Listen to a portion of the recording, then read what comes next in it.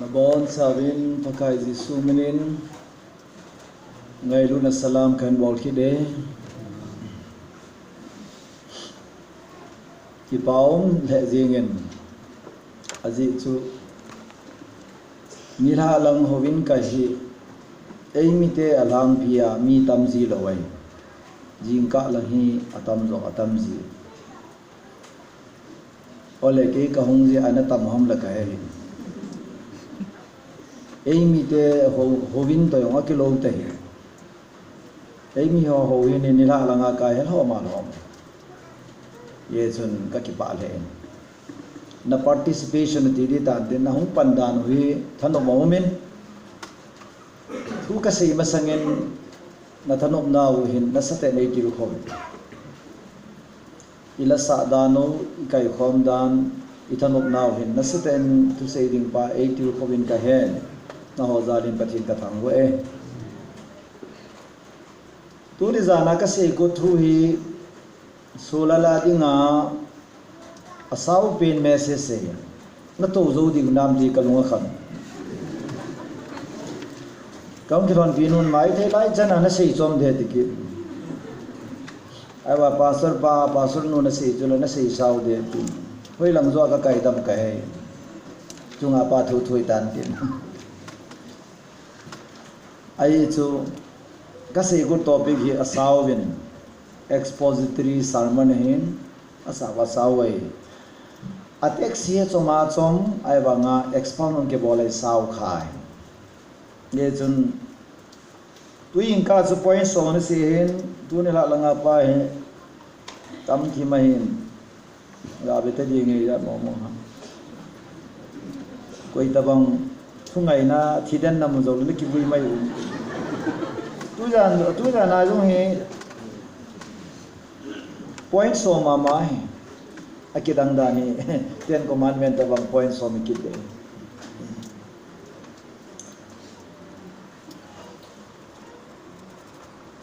kanel lain kapale kan moin evet ting la lunga dom nang hi ki khiar na khat na nei lo wai le na ki zu la zo di nam ti lung kham na kaloi hon Pathen na ka to na he hep na ha de na ki chi the ngai ipiam le na zo dile Pathen tu sei dinga hep na a hat pe ni no me ye hep ti ke hi kamela ki su lo he phat na khat hi no me ya hep na ka tu kha i ka ti mo mo khat be be ki tu hen ka ti wang hep na ko hol wang hen ka mu pu ne mi ho hin hep na tu ai chu reven se khulente ho reven jang let ki to loi mi mel hoye yi chi chun amo hi min thu se ya ho nga van lal nga ka ki ti pang chu mbc ho nga chu nga ho ave gun se na ho amel lo hoye ke a hi kalim na ve lo diu apha pin ta wang su ka o na ngai tho diu sa hoi pe ne asam la hon kates na mer ki mu da la phading na o ki ngai lai cho phaset aphe sive ai zu ka o hi Pathen lo pi ne dinga thu sei ne dinga ki su tho we ka o hi hoi ai ai wangin thu yang ki sei sei ding la mi kon khan oi pu na hoi je je ji ti kyom ka ki ging mo thi men ya he chong kan ki jui sa hi le ma khong lang he lep na ha ne ti ja asu kaloi nu kan ki jui sa hi tu lai u po hoyong akham kham na aumleh ti pha wa kyong kam ki le gin mo kaloi nu kan ki pui ai ji chu du tu sa mai se hitan tin topical sermon in tu na se diu change tu lai dinga comment issue khadai to khan tha hole hobung le inam a society community ni thu la lo vi chin se upatam ta yong hin violation hung ki kheli ki thu zo lo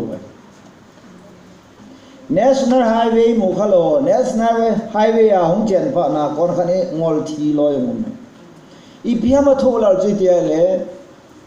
national highway onula development khanto nang lu pha na khanto na hi thu theilowa mang tha tamai aba change ki bi hisab de it is a MASAT KIKHEL lo theilowe la simpan great change since I was born. There's a great change since I was born. Things I used to do, I do them no more. Kanabol ho kabor tapuye isu ka KIKHEL. Kanyaw la ya hi kalok dani kapana si su kaye tum khat kani atsai. Kipa sei na loba. Kahun si bo na yong hi kani ji yong hi mai thi. Nanui za le banga khai ni ho talabo ni sa ba tu ne pai. Ai chu i cha yong akiwa ahin ui cha yong ahu akisu ne. Ya tu apa ka sei nom pin ta na bai cha be se le na ne. Ke no kan ne ka thi poi. Approve ge kahi. Ne pa kahin pathen lo pi ne dingin. Kanew la ya kalop dan kanew la ya kangol dan su akichim kai. Ai wangin ka HINKHO ban ban ang KIKHEL ne ken ka KIKHEL ka mo pon mi na mo ne so ayong yung KIKHEL na o mi na mo din ne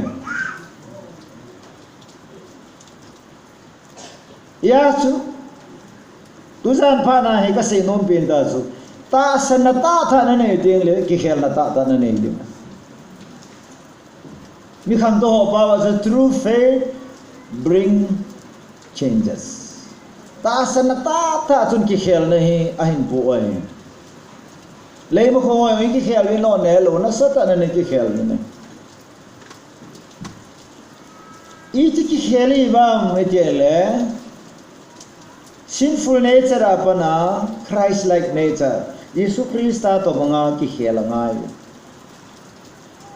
Tulaya chate tam ta na nuwa pa kilo lo ya boy. Kaya ka chate ni pasal ni kanin Sholal tobang la boy lo din Sholal taba lo din na boy. Ya ken ka chate ya kasi nung benta sa. Follow the example of your dad. Napa example zui. Ito la lawang si lo de katingam. Una yung Pathen no tiyan si ngam ngai. May doi de duna Christian hi de bone. Christian ni na yung ida sa pidi lo bay. Nasata a Christian hi kitangat na le kipana dimset ngain.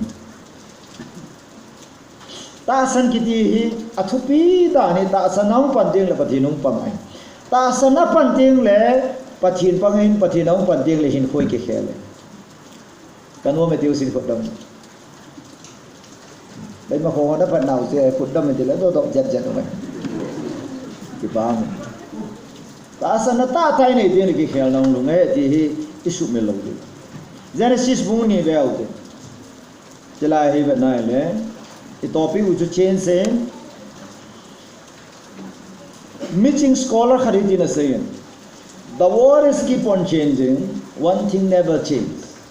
Till khare KIKHEL no be khano me this change itself. Na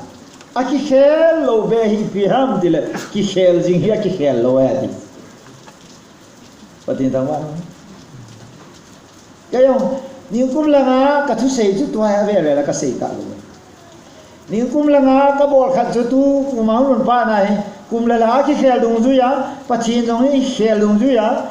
so su bol ta lo ding hi cha lu ye tai toy tha ai se hi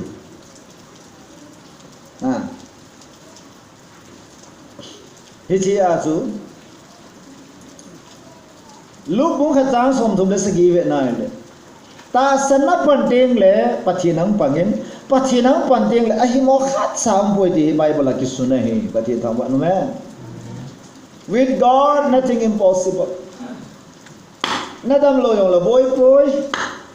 na thit lo yong la boy poi,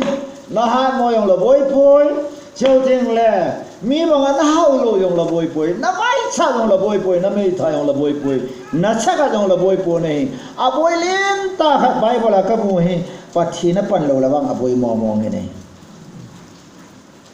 Ela Lazarus sathita anam sitan awitan isin sunga dinga sikine na zo si sai de le hi ai ba Jesu Krista hong chun awi pa so kai thoin lazar masanga sang sanga hoi zo la sa don pathina kai tho ge ne jisu hi pathina panting le I ma cha aboy am poi so pityo Tuni na maboy ta e community aboy ta jo ti la khang thao aboy ta minute aboy ta in sung aboy ta ipi ham only one answer kapi nom su pathina panlo ibola pangla ham teleon pathin sang in doctor isung tan pathin sang in mobile boy pita pathin sang a leise thil ho idom sang tan pathin pang thelo ba pathina pan ngai church kiti pathina pan te de ngai na claim to be church hi ve ti wale pathin pang ngai Christian ka he tel Christa pan ngai Sholal is Christian. Who are you? I'm a Christian. Tu lai ka se ta ya tu lai Sholal to tan ti ho ka tha se ta tu ka ni wala su la ban chan ge ya thu pi pen ta su ka nickname se bam I am a Christian. Lang ra se dinga Krista zauna HINKHO ti nai so. Hallelujah. Ya Christian na hi Christ la do ai le I and good meaning anai lo ya nai. Na, hello mo. The moment you remove Christ, and the word become I am too. I am too much meaning of love. Hallelujah. Yeah, life we go ibola. Atam so meaningless. Arthab simdo the lo vai ki chaya matile. Pathina pan lo ye. Ibola pan lo ham. Ta sane ne lo ye.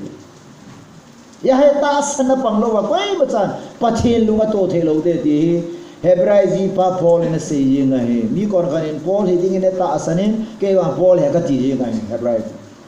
Bible college ka ti lo koi ma kan hel po e ba Paul he atu se ga mo he ka lung to ki tu ne Hebrai bung som ka chang go ma khu without faith it is not possible to please God ta sanna panglo hela pathin lung to ring ki ti ai the koi ti jing pathin thang wa no man he has a thousand nine change in quite a hair and a lane down. It is a hair down to not approach is saying. Uncle Heldan course of change is saying. Uncle Heldan there with it. Ya Genesis pakain Abraham za achun. But in the one about Bana Hill debate. Pakain Abraham za achun until Abraham hin Pachina tasan panin Abraham digin Pachina itapon Abraham dinga pakaya hitani patin tangwa numan. Pachin kiti hisapin general terminology dine. Miao se Hindu injong, Chotile Mele injong, Pangal injong, Amon Pachin di common town. And Lord the teaching lava Pachini Kalem Pai Tai China Hipatin Tangwa.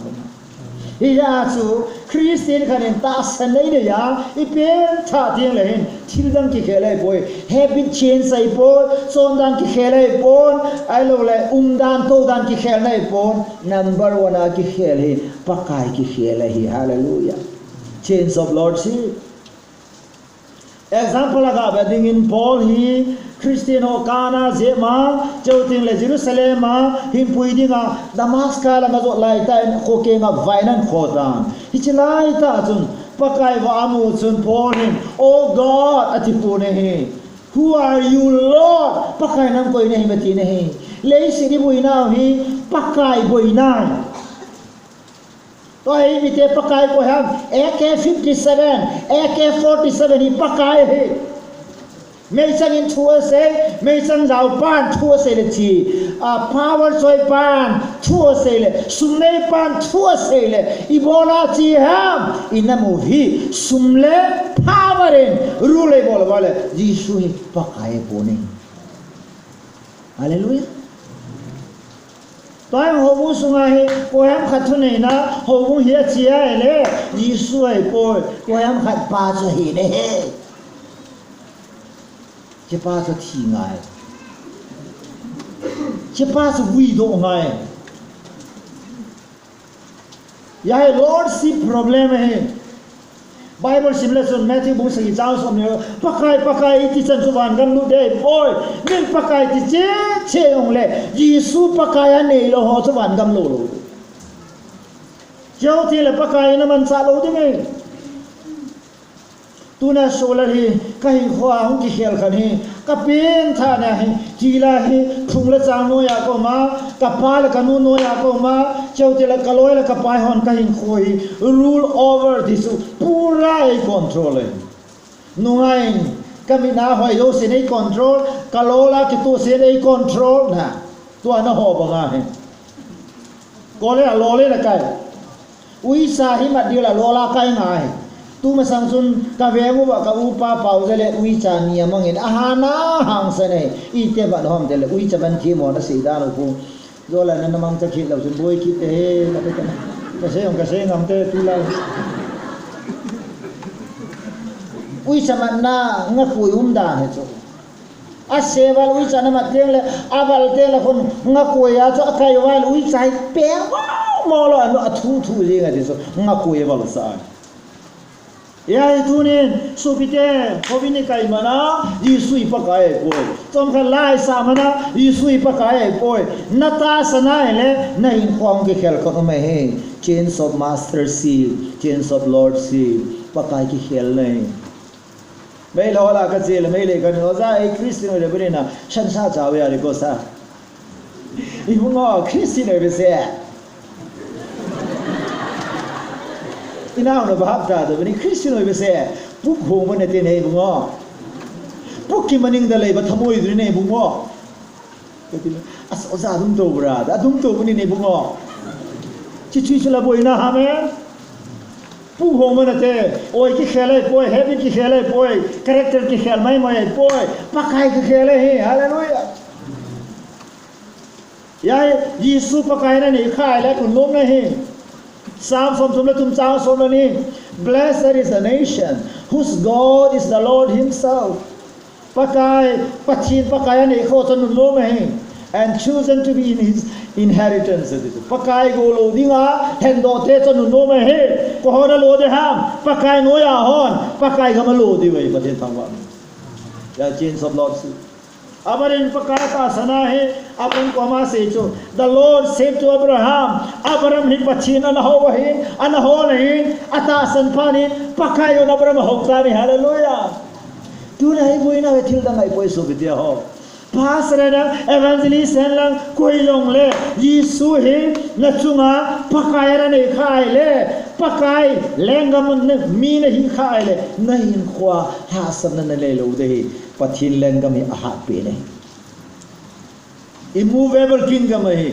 endless kingdom hai suli ho hello akitsai na umlo lengam hai ya sabram hi kipa ai Pathen thang ba no pakai KIKHEL nei tunin ko ham nei ko pakai ki ti la the one and the thing that controls you ti nai koi jong le na hin khu in control la ko la ho mai the no ai ho mai the sun jong hi mai the I pi la na hin khwa na da ha thei lo hi chu na hin kho hi apuya aloya akai le ale amasu ai lo chi chu na pakai sai sun ta san sa te KIKHEL na diu chu pakai hi Pathen thang ban hallelujah kon kha te su ngai che la te pi thu ye Yesu yo thu je lo ate bi hi ye kon kha te na chi la ji nu thu ye ai kipa thi lo chu ni ho yo no mo sai bo thu yang ngai nan ka sai the ka pu de ka ke long ke cái sản xuất hiện sản xuất xây dựng cái rồi, sản xuất hiện bảo đảm cho là cái tiêu chuẩn gì số nó có xây đà nó chỉ cái chỉ có số cái chỗ là ngay chứ, cái này lý là cái gì số không mà số cái chỗ không có chứ, nè, bây giờ làm cái gì vậy, pakai,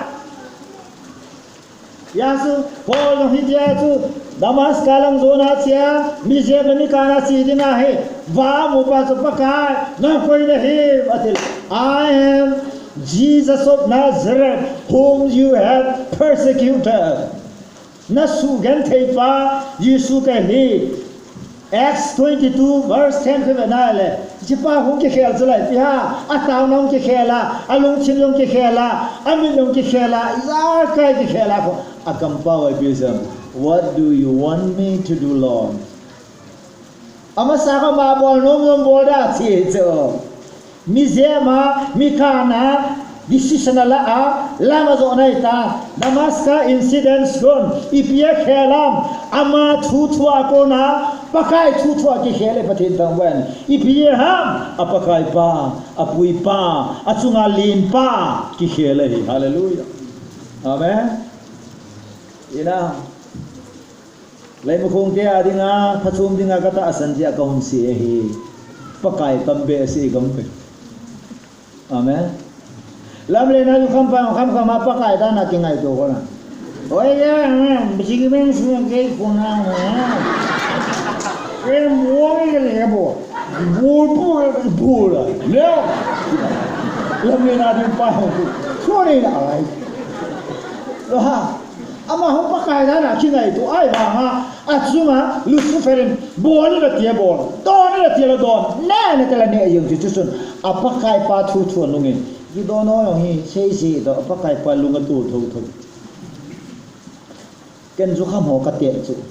Darak ne ho adik ho ka te chu. Min lo ne a darak da ha the lo apakai pa lunga tu le. Ke ho Christino no ipakai pa lungi tu di su.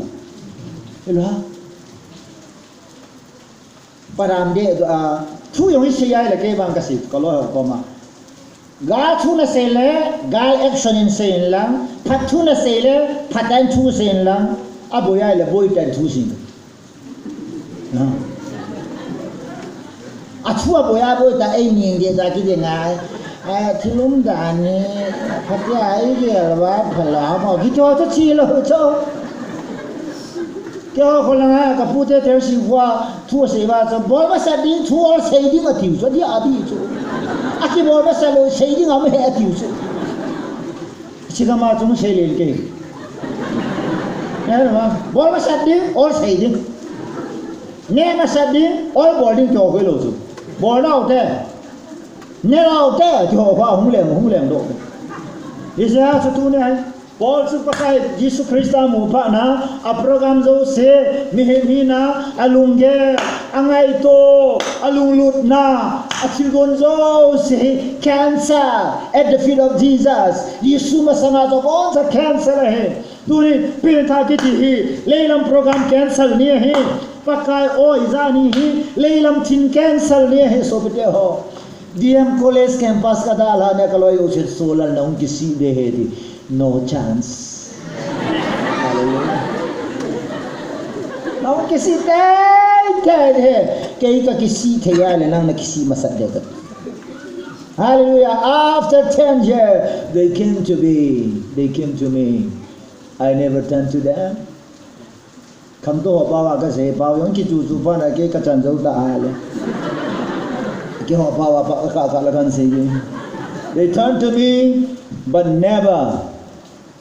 I to them. Ke mo la ka ke lo he Pathen tangwan man.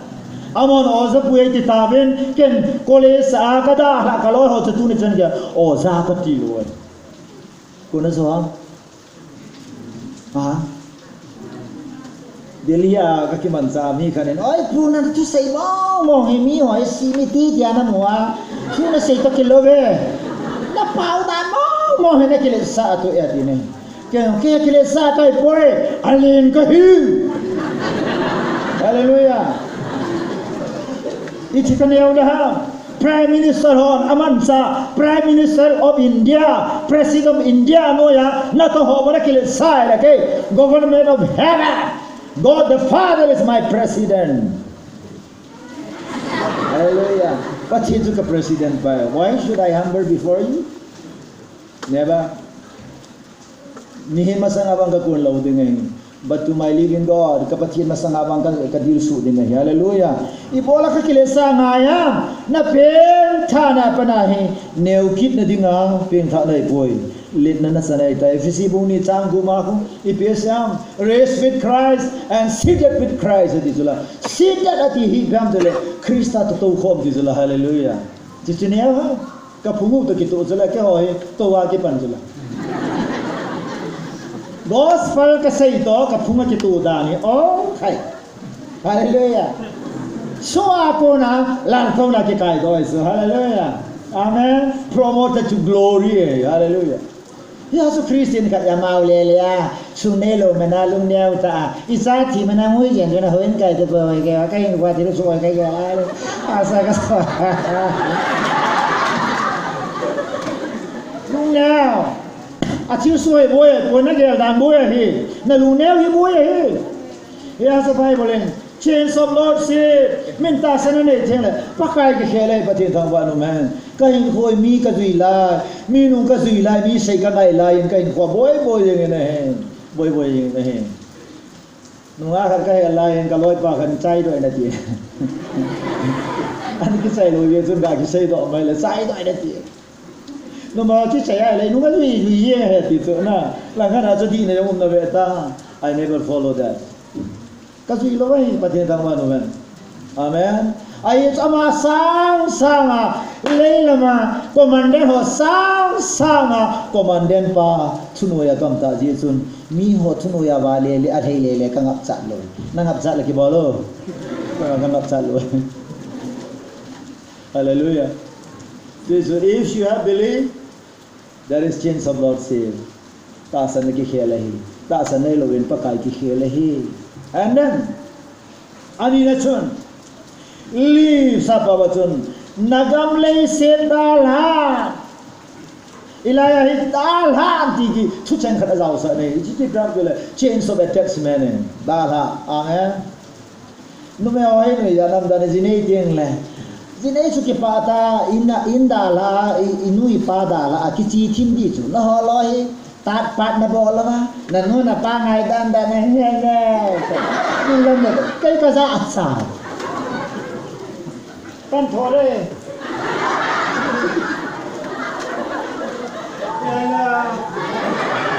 aker no hobe tao ilang wai pi ta aker hobe tao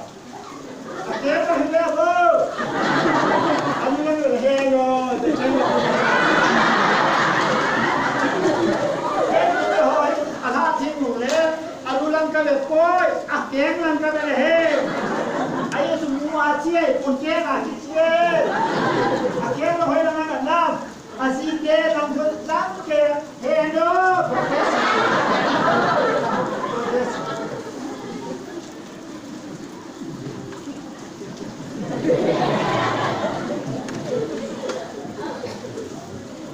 Di na sabi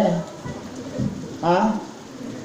nanuna pa sa nga nangay zo am ta ya na zinete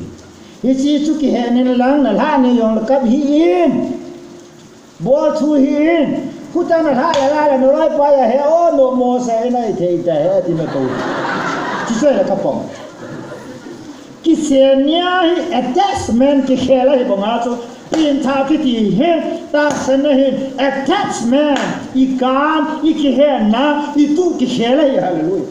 Pathen thang wa ina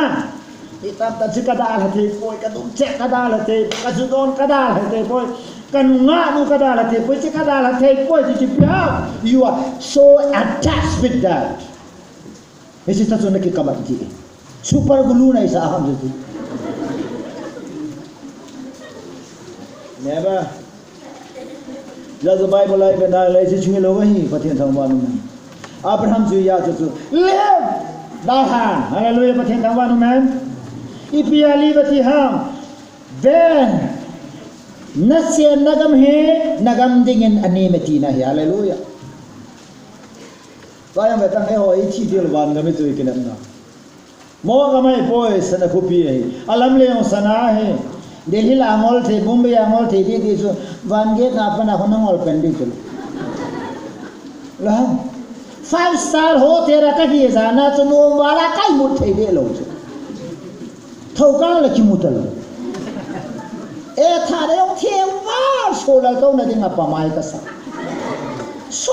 ta cũng số các bạn số val va là ít thà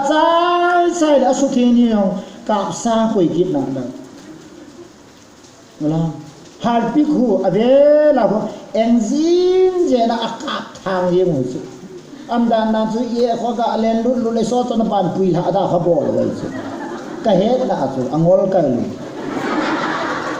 ai mà thà nó chụp bấm máy cái sạ vào cho thiền vào ai là lúc này ông sẽ bón sẽ phun càng bắt đàn sẽ thiền đàn cho Sholal cái độ nó chi ai mà cho nên bia gel đó sao one cái mấy gel đó sao Sholal tuan na lum naban na thu pi sai le katte ken ka bon pai na mu tiang le hai ta pun ti hallelujah Pathen tham quan đúng không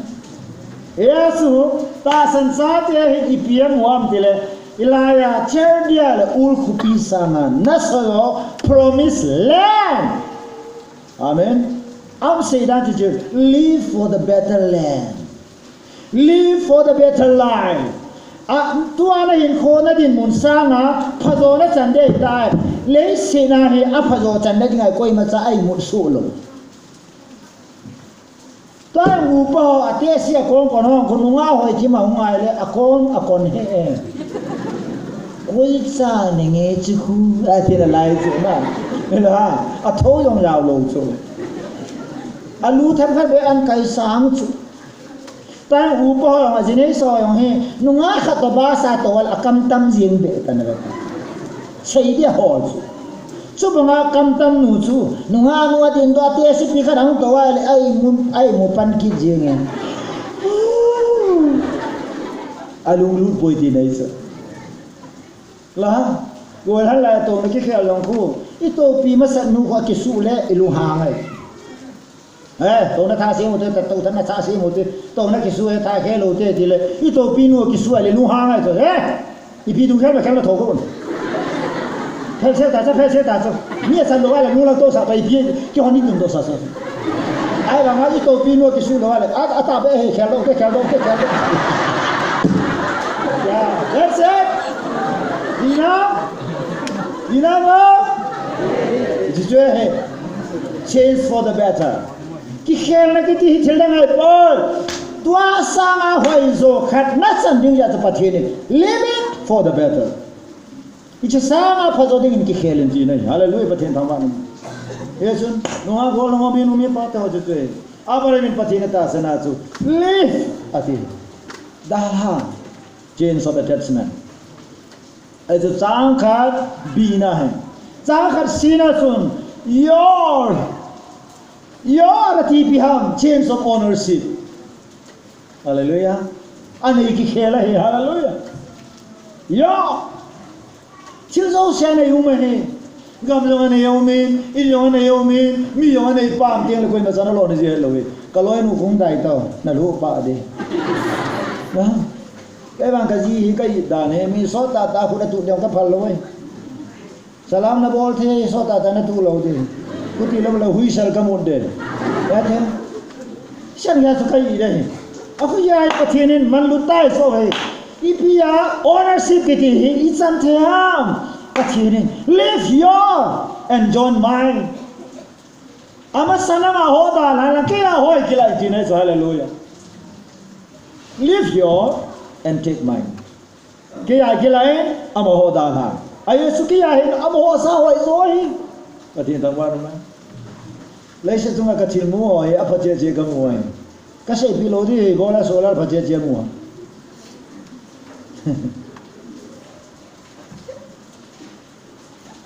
muốn cái nào cái thứ gì là cái gì mi tập được suma lên suma mua boy cái bang cái para tu pakam saya Pathen laza cái Jesus Christ nung cái gì pa nên sumin e hole cái gì ai pen sumin e hole cha e hole batori e hole bo hoi pu cái công đại thì hallelujah Pathen tham quan này ipia cái sehem when Jesus no na yuya le apado se na nunga zuide Psalm 23 verse 6 surely goodness and mercy shall follow me all the days of my life panale happy nan thon lo hera kahin khulum ke ya ei zui ding he Pathen thawan na hallelujah Elohim yes Abraham Pathen chun Abraham he aphazo chan dia he ja chu leave your and take mine nanga hoda la lang ke ya ke lai ji lai Pathen thang wa ma thiri aphazo se yo ya mom Pathen aumleh he chun Pathen ani ting le apalo sin na chan ding apalo sin na mu ding apalo sin nan dal ding he sumele le ma ko yong ka na le tunia dam thia acha te ki pa ta hoi ka na a hoi boy jing ka ne la pa kai to ki ho thi hoi sumeli be in no ma chen tu bi ve asunga nom ta na chen ding to ben in no ma mi tam ta chenga asung nom lo wai che sang chun in no mo ta cheng lang asung nom la ka ti ne hi amen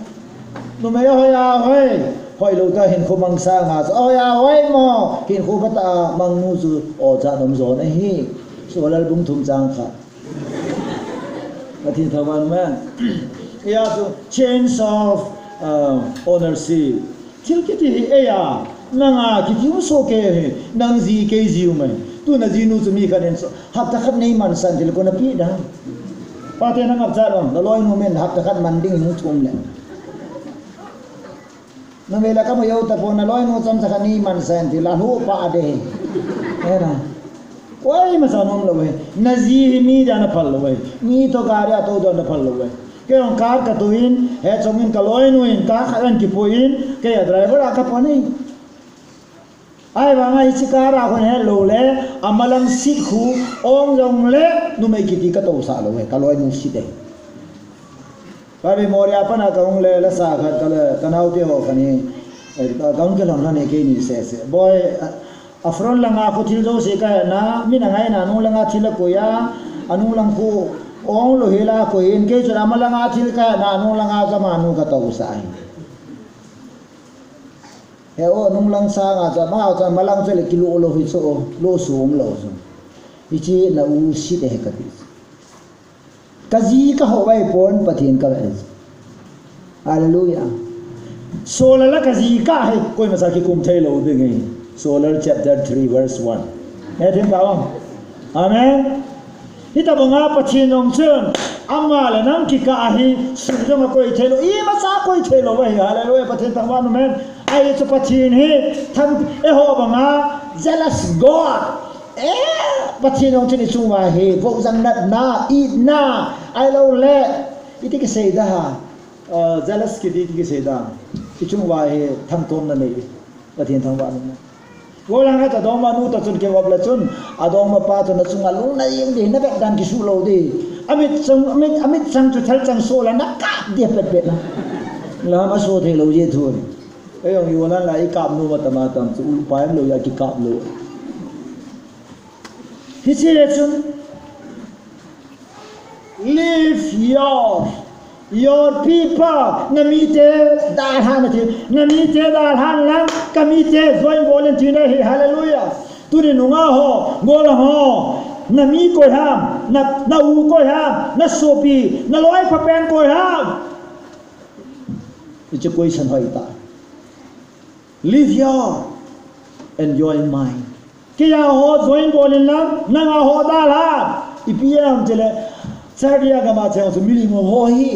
tunin le ma khong hi ka vet tiang le la kalai na khan no me ne hi la gao mi na ka vet tiang la kalai na jang ai poi I dukan bol ho le me he dukan ke bangam ta kol dukan le ho dukan ke bangai kol dukan khai ni ki zoin zuwa ke zoin rama ki zoin triple x ki zo deng hi what side is Christian dukan ai ki zo da gospel ki zo deng hi apa ki zo deng hi society community a net he acceptable ho ki zo deng hi nang na pin thai le bola na dukan pin tha lo nang na pin thai le bola na office ki khel lo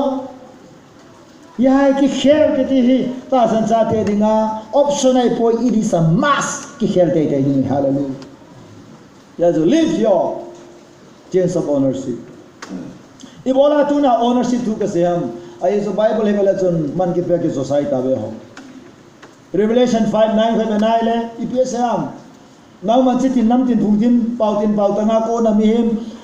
nam so se na chisana Pathena da na so doi ta this born for God Pathena da na so doi Pathen thang ban no man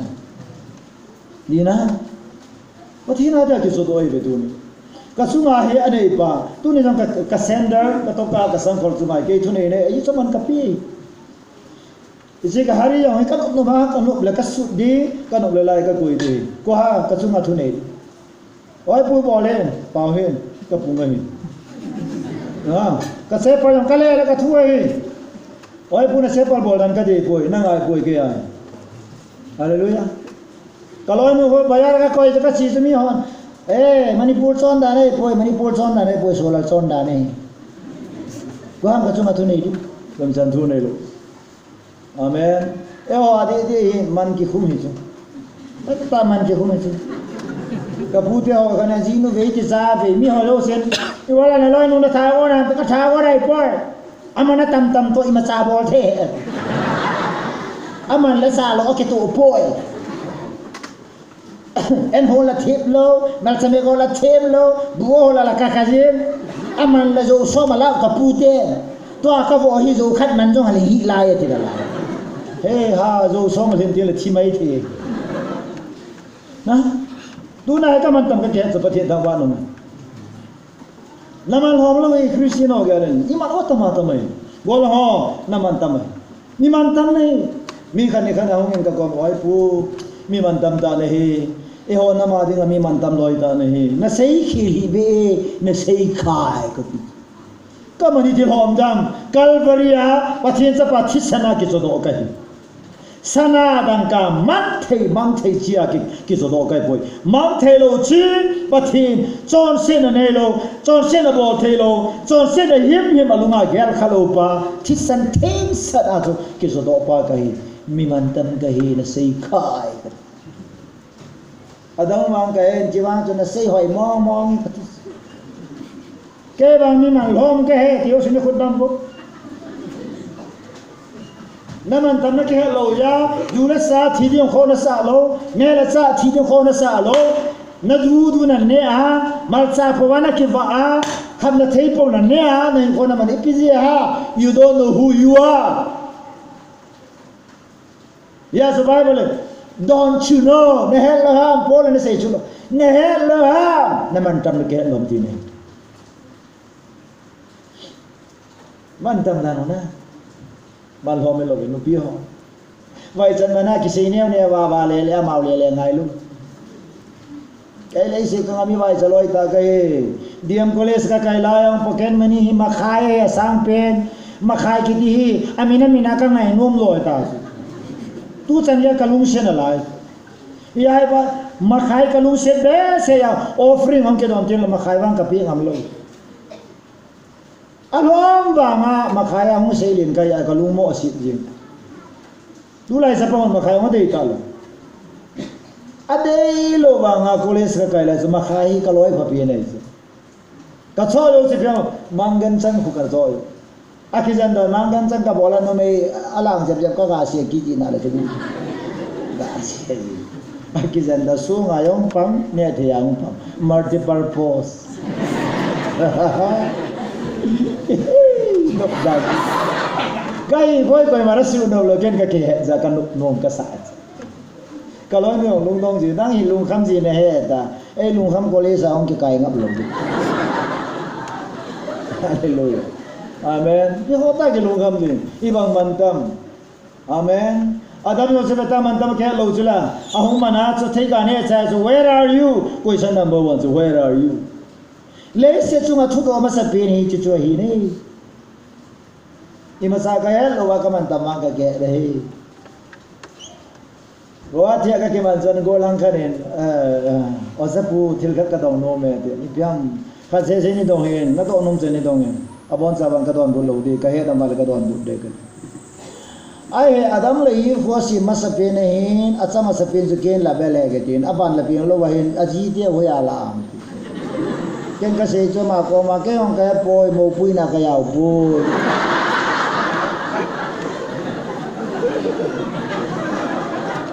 isan ge na mo lam boy tu na ke kalung don na pen tha he ke Pathen jong hello I am not worthy to ask that sort of questions hitabang question do na dinga hing lo ke ma cha hello kha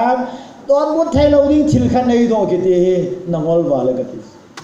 amazing you are not fit at all to be a mega ti amazing nangol la ka cái Pathen nó hello hisilai khana pil nó hello khat Adam le im gì này là ông mồ khat Kian là bao nhiêu mồ pui na yao lo khat mồ pui thu này đó cái gì you are so full to ask that foolish question itu soal bangsa kat hit kit suke niang orang dunia don bud jiwan ka het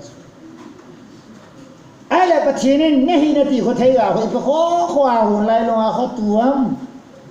adang ne dinga phala la pa si bola phalam a phalo pa ki do in ke ka lao he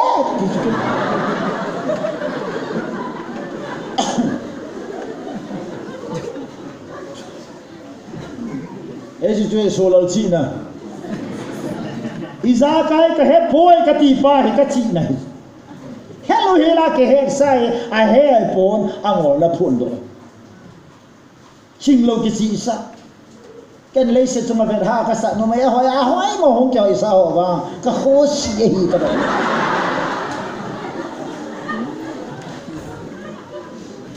ka ki zum so na kha lo mai ka gol han lai Petromax no ya nga khani kolanga tanakha ti wakin uken ango ka isa kaga na la jinga letter long ka ji chai so ke ta kalo ho amin ka ji la min long he do ba address agam long he do ba apon sanal ta ka thep na yo si jan khuwa ke ka pu da letter long ka ji chai ta jing ka letter choma ko ma handing over bol da ka chi le amai ne ki phil ha to ki tu chai zala hoy ne zo se to beauty in the night in hi ta chu ken ka dei chu beauty in the morning at the morning hu ka dei chu mi khanen ei se pi chu ka pu de kon solar no nga ne he lai le ni la le he li za le be hi in jing ka ma ta amit sem pet phun ve na ti chu hallelujah ang thon do me khap lo ngai lo mai ong pet lo la hoi nu wang chu at sop la mat thu na ti yu chu chỉ lom lom cho các bạn lâu bây giờ,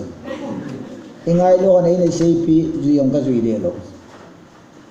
yes tu nên làm ăn tâm cái này chance of ownership, tu nên ta sanai le ta san chate hi man luta Jesus Christ thì sana cái hạt đó này hi chi na velu ta kilomin hingin ti pai Abraham kom ahile, leave your people. Nami masate nata asan masangana ke va pi mi ho chu na ne khom na dor khom pi ho chu forget about them ai samo ko ken mi a ka simlo wei mi le mi ngola ka ko ai ta amo khu ke mi te boy thina ho te hi ben I so ta nang ke bang the nei boy come out thung do ti nei hallelujah amen isa ho hi a ching dom ta ke bo ke pa chu Isa pa yung ko mobile ake upinu ko iga mu do aho iti mai la boy Pathen ke upi ta boy kiti ake upinu ka kisola kya ta ko kana bai cha jan ko ke ka ni ka te te ong leo to ko na bila shum na ha kiti ye so ai ake upinu ka kisola boy ho la mai on kiti mo hallelujah na que o pipa que vejo que o pinu que vejo hallelujah isa te ma que o pi a un her no me hode que no pi ho he atsla tho ve go lang hai ti ma ko la na vai na ui so vai si vai volta na ui so vai cha sun pita in ton lang ka ko yang la ka to thei tu pa to na ya ham ya na ne ne a tu pa chu Kisa oi o cái pha ka kolai le na tui pa ki su ka lo e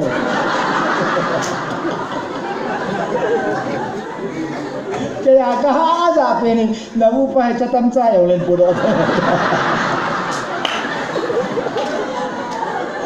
solo se pu tu to ka loi nu na pu la ai zo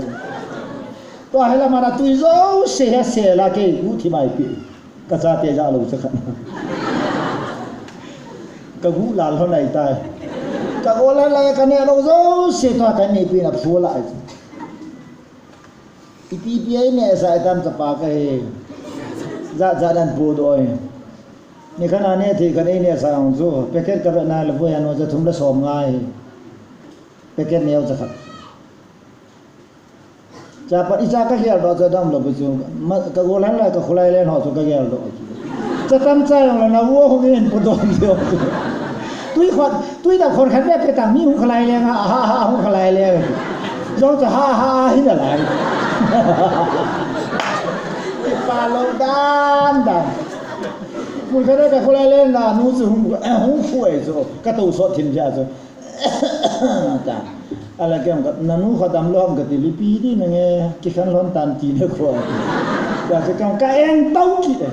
จ้าเขาโซลาร์ปุ่งยาดำจ้าอาเกะปุ่งสมบูรณ์นั่นแหละก็คือจีนต่างกันที่จ้าปัญหาว่าจีเตสิปีเอ็งหัวน่ะบาร์จันกระตูแต่กระตูนี่พาใครเราจะเกี่ยวตัวใครจะพัดบางไง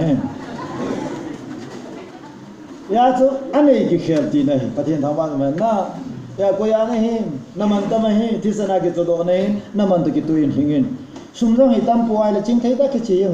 สมัยป่วยเลยแค่โมเลนเลนแบบนั้น Isumai mai nen pena sang so mai pola bang isa ka wang khu ba sai to wale ki chal tho ke wale le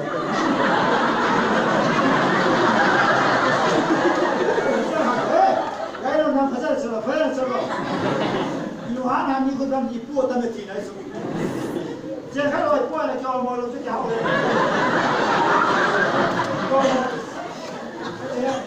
Numi orang cuci sudah, ajipa kita mah ajipa, ya ajipa posa sana, atau nama tamai le, numi orang hoi tak hau bakulah. Apa ini pina apa tu sampai bunuh orang tu, kata mama palung hangi tu kiam kena buaya cuy. Lah, apa lo sang lo, apa ngai kita boleh lepas aku, aku kena mulai, bumi tam. Buset ho kanana bae ipiam chilki ti so amman ki ve so hallelujah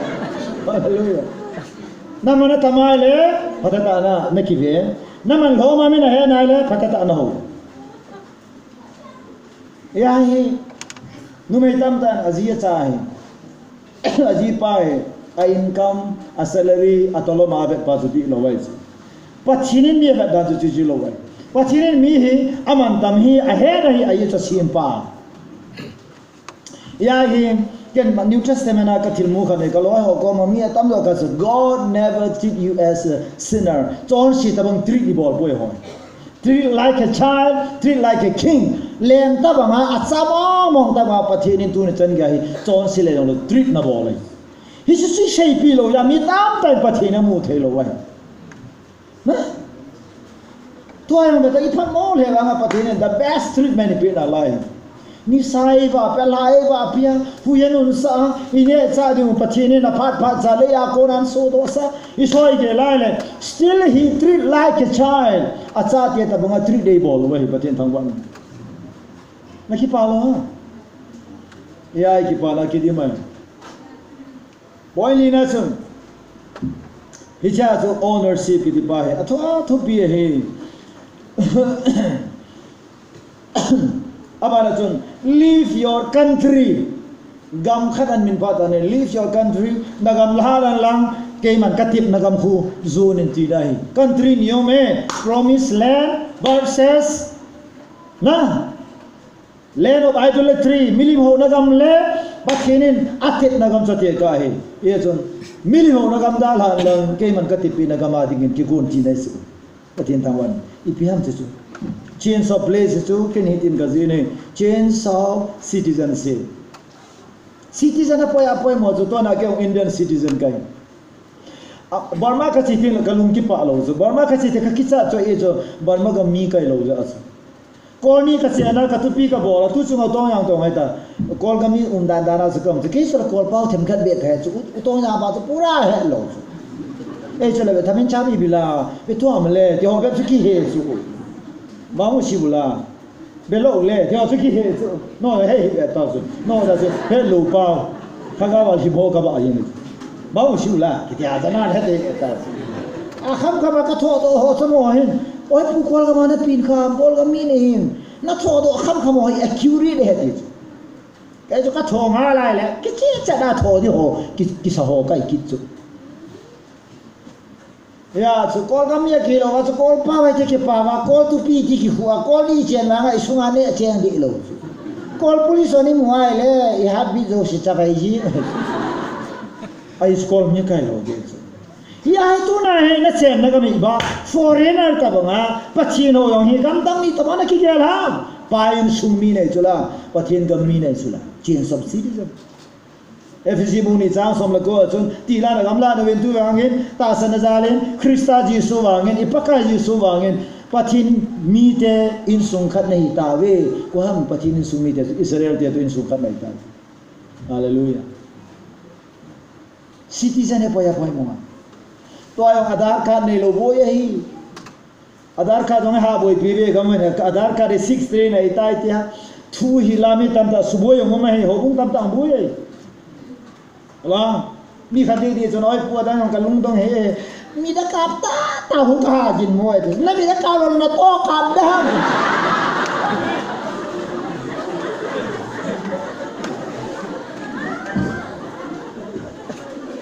lai se chunga ine ba pa na lim ki la imi zau so ke jine ita mi be hela camera mi da cover he dine ya kha ang thumbprint mi o se ki bang atam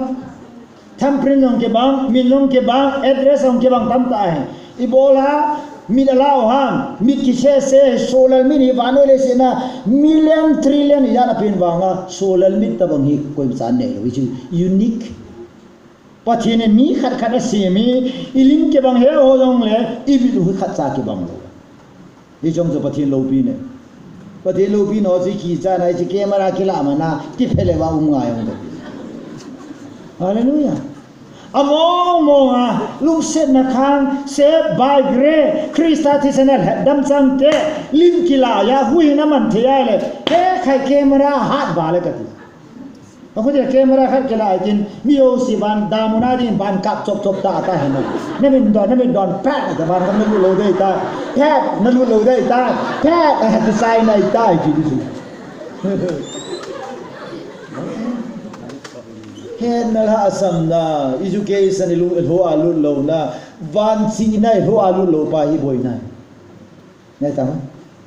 Aadhaar card problem hai poi government issue problem hai poi government ruling problem lo we Tuni India government no ya ka me lei sit mihem te mo hi identical question lei se na ka che na lai je hi ka thi teng le iso jo se abon sa thi hi vangam identical ni mi ping tha san sa ke na ni ye isu koi mana su se thei da lo we hallelujah aha da ni tu hi ne pati ta ba man hui na su se thei ding he Jesu dang khanam la su se thei ding he Jesu chung nong pen pan a phu do hui ne koi mana su se thei lo pakai so na se jula ka khuna hung lu ta bo zu ka khuna ko na koi mana chu do lo ta lo de Pathen khuna ka HINKHO he mi na chu do jo la Pathen khut cha hat poi ka ti ding wa Pathen khut ke la lo ding a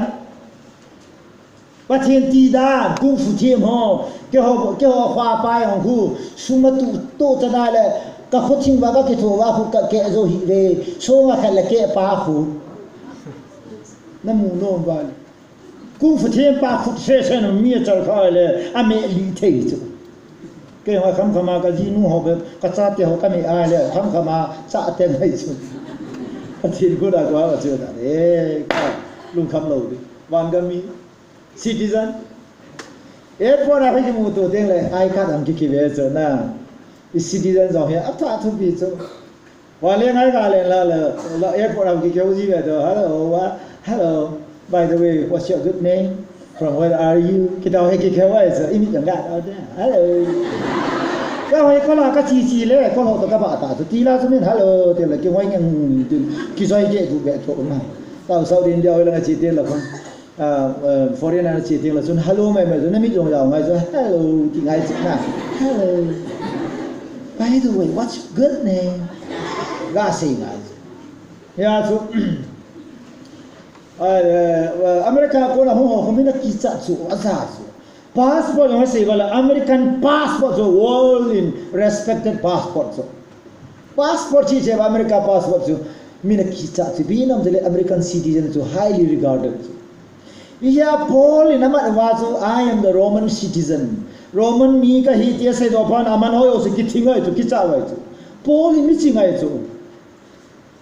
agami man cha ding phat let pha de he na neu pha de he so Christian ma na so min zui don sa le ai ba kilo da pa kai ta don di lo I Christian ni na po lo de don't you know that I'm a Christian? Why you treat me like a fool? You know that I am a man from heaven. Van gama hong kayin ne lo mutiale mi ho sun sipai kati van gama hong til kya ki. Jole apa penta har ko ya bola dunga ho ya na ma jole. Manipura hong kay dilawang ko ma chani mo mo sang lo chu. Lung se tan railway station la airport na dila Manipura hong kay bang se do hi be min na tha de na lo la me de.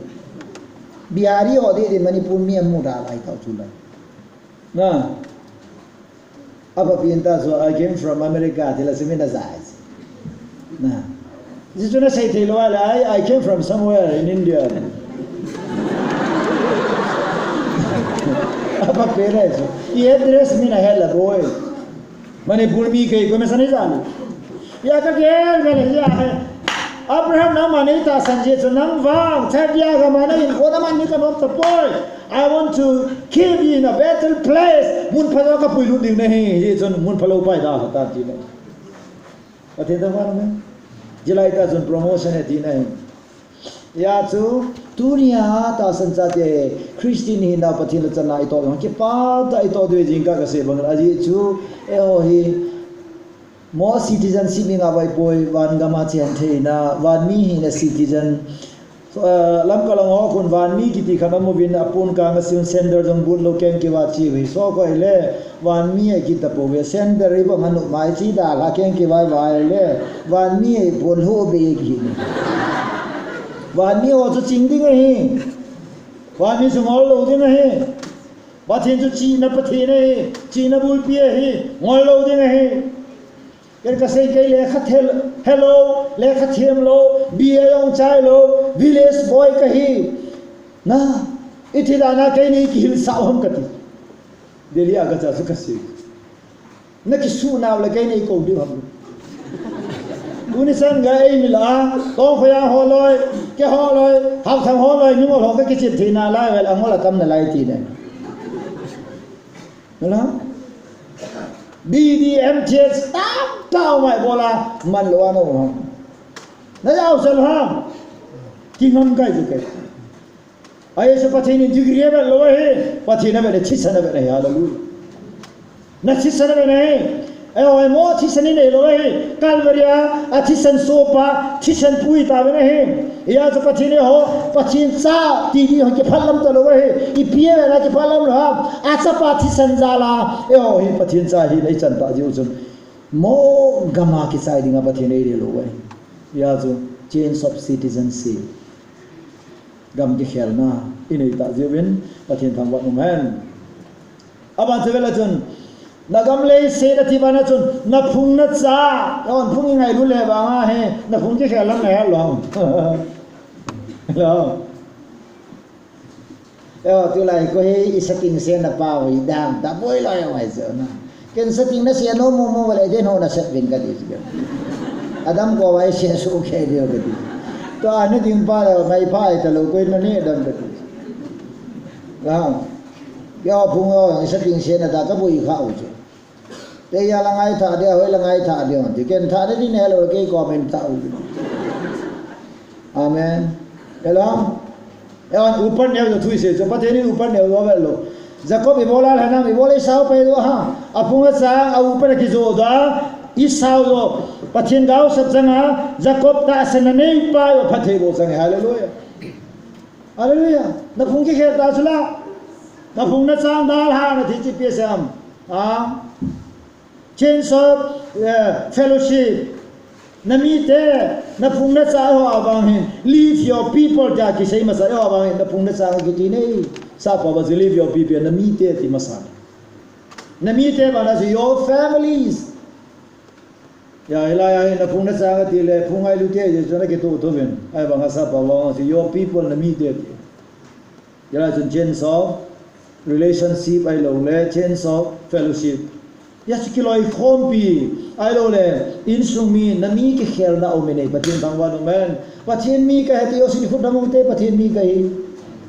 na dong ngam lo la boy de Pathen mi ka hi tio sin khot dam te Pathen mi nei la wai la chila mi nei da te hallelujah kuma sang yap zon kampo pia ko na ring a hongen he pa ka da wal be se jing e nunga khana oyan na jing in ke ingo ve ke hi kau si ne ti ve ko na siam ka te mi nei ti tu na se de kampo pia na sim hi nge de a hello na se hi Pathen kau si sim po na mini piam te le ho mini ki tu na pala na nun nai ta na mine voi ti ta na kau si na so ala kau si ti lo mi su kau si su the la ti lo hat va je ta chu la wa ti ha ki ti su na zo se hi mi lei se chu ngai Pathen kau si sim lo wa mi he ba se be ti ki muai Pathen ti ha sim lo wa ti lai ti hi ti lai boy van ti la hi van ti ki pa ho hi fallen angels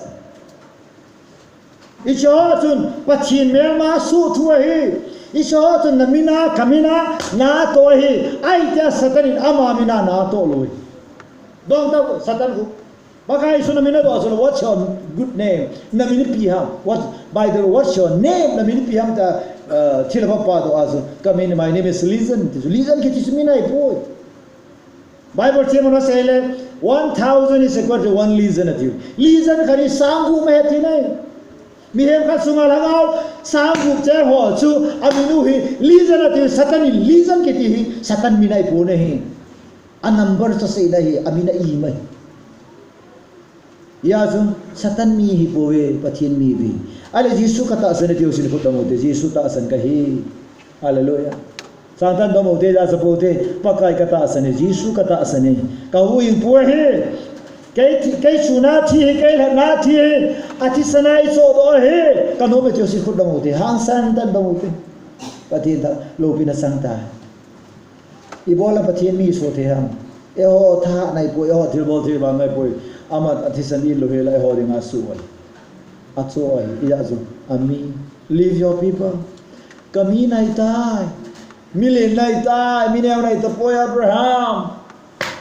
Pathen lo hola na chen thei ta lo de hi nami the da lang kai ma mi na hitai ti na hallelujah ya to change of relationship ai lo le change of relative baga Yesu Krista so pi he do osla Matthew even nale bu som la ni sang som la ngai Jerusalem temple la thu he la ya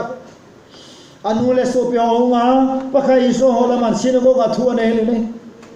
dan pola tu er chai so mi ho pakai na nula na su pi ho na hole te ken so pi le nula pa ka ne po ka nula ka pa so ha wa nam ka pa lung lam bol nu bol pa ka su pi nu ka nu ka pa he I khu bang te hallelujah pa lung lam chu pi ham ta do ki vai le pa lung lam chu ai sol pa ta san he ata san go sin nu lam te le thokin na pakai na thokin dang hi pa lung lam hi Pathen thang wa no Yesu Krista ta san chu palo la icho chaling se na Pathenin le sin mehema khuna chol sine na khuna Pathen mi hi na relationship a khele Pathen thang ba amen to ayong hinam ba he ka sei li lal khan men Pathenin ken kai tha nai lawang so na thi dei tan ka sei li la le phung la changa ikho jing pa phung khop I bol jing pa hi ka suli zo pu ne pakai Yesu to kapang lanin no na nom po vini phung khop ki bol tho tho nulam satha hum ki na lai lam la ho la ho to thang nulam ki ho ki na lai ka te liu na ding ngan hi Yesu yao wa yao lam ki ta lo chu apa pa na thi loi ka nai le e o in thi sana ki zom na pai tu pi sa da no chu ka sei nai ta san sa te hi ai nai ta sa pi na thi san pa kha nom nai kha ba Yesu Krista thi san jala in sung kha I na pa wi Bible a thu pi hi kom ka su pi nu wanam ka palung lam bol pa Pathen hawan amen Yesu Krista su pi ko ha wanam palung lam bol ha ai sol Yesu Krista ta san nu ta san pa palung lam bol sai ta hallelujah Datang pakai sun miracle bol jauh si hui biasa ken ka bol ken ka dam sa ti khalo khula na ta asin na dam sa he ti so amen ta san kiti Pathen lung lam Pathen lung lai na hallelujah tu na ta ni bola na da mo na lung nya pai pai ham na na ja na lung nya bai poi na da mo je poi na ta san lo na lung nya bai kyo lang o chu Rims Hospital ami khan hai the talo khanong in doctor pan iba stethoscope ma phu awai pu aga su kha le dam chot ji ngai lo yong ke kap lo lai hi angai na ko ngai la ta san wa ai nom ji ngai thila yong pangai poi Pathen yong pangai poi ata san na chuna ma su dam ji Pathen ta san nei angai cha ni wa ku hallelujah pasal paloi nu yong hi masang lai jo thiding a kiking mo yong chune niam di hi so na ki hu ye tai lung kema ke ha vela coffin sungai za di kaluk tam kalung kema tu chan ga nei wi ha the lu pi wen kalung kema ka thia ta ka thi lo wen ilung kim na lung boi na ho chil dang ai poi ta san lal je so be ya ta san na he Pathen relationship Krista asim pa he Adam dang asim ta lo wahi khata sa ya hallelujah ibon sa ba Jesu Krista so pi hi ding hi wa hi chan ya thu pi tai mo tu jong prime minister Modi khu na pa ham nang kar hi lakate le ma khong te ho the yong hi le ta to a prime minister India wa ho pa ho de ka pa de su yong ki se su dai ve ta la yo in ko ye sum la pa ang ho thi mai le ikimu to se la hau ve ta ti la o te chu suma nei tim ti la o pi ve do ho a chi ho he o mo mu la ho ke ho se la hau ve ta sum ka nei ta ji su ngai poi Pathen ngai poi ti ne do oi pu ho chi ho he o sa da ju spau di da na la chu so se se ho a chi ho he o long Paul da ju ko ti bia miao khat to ke mi le khat to tam se na phunga ki ba ji ham na ma ki ba ji ham ai lo asan u khat na to pha ji ham ai lo le ama family member khat ju na thua ham ai lo le na ga ham khat ji ayo na sa da ne ki thanga da le Pathen to ki su pin na pa ju thu pi ne hallelujah anuk da ve ji jun ka chai de te wal mo yin sagi na sivela che chahe nine sumi te ati zu relative ka saitan to ahi go to the land I will show you chen ke man ber sa ding gam khat kan cha gam chu chin ati kan ber sa ding ne I will show you Pathen tamban ma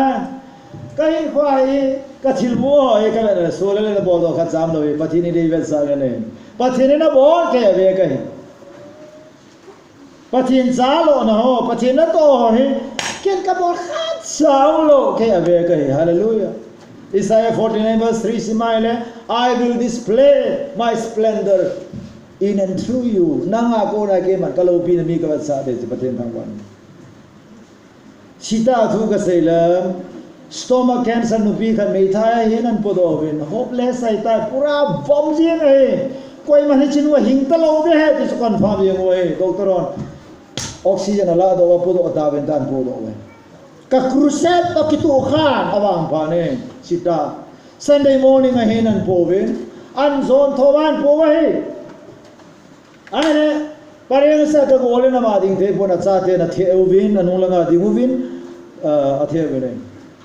dauna aban bana kan ne ya le hichinu kan phat lai ta hen asunga khun ka le ka khun le aluka ai mei si pa ye ga ne kai kwa ka mu kha lo EPT ham ke ka lung dong ni jong hello Pathen da bola cancer saman reject da bola asunga cancer hi zo se su thida na he thumbe nu la ma le na ki le la aki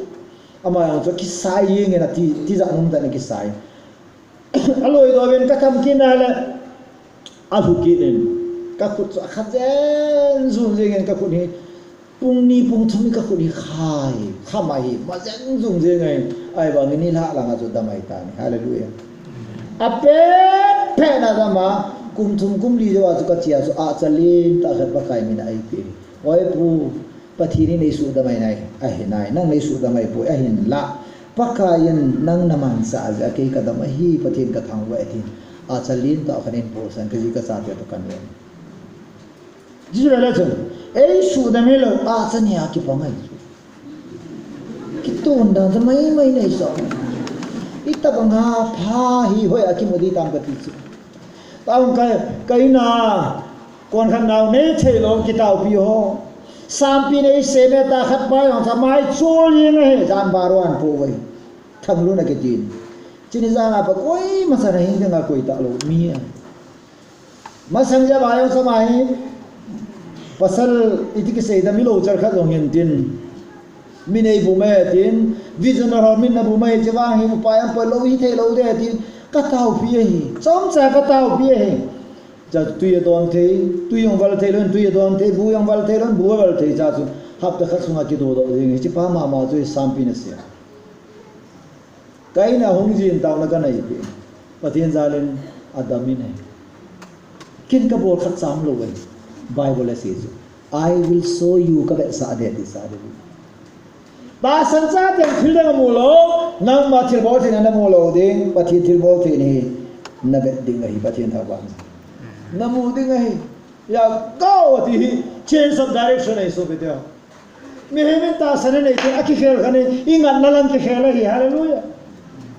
amen thil khat bo de nin ko di we he hoi lang ka nam ve ke ni pin nin ko di ke lo ka nin ko di so Kau fala ka se ni ko ati maksa chani ko hai jam ka da su de okay ni ko jam ka su de ni ko masa sa jo ka su ko ora na kisa ki lu da jam ka su de ka dia ni kisa ko na kisa ge ta sa na ni lo kam ka su Singo no why go ha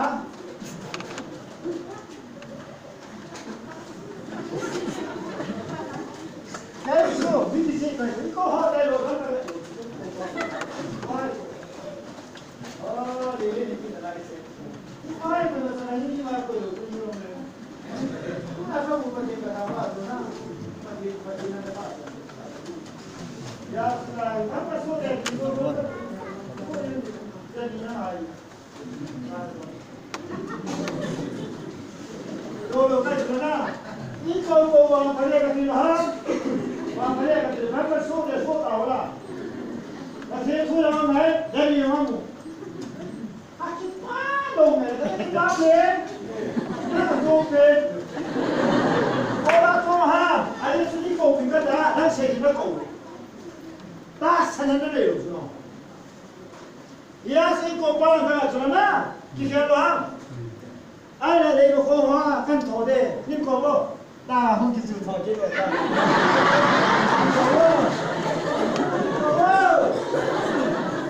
có vô ta hi nó mà họ đây cô đi cô cái nào cái gì nào đi cô vô ôi em kêu này thì số này thì khó khăn sao đi cô vô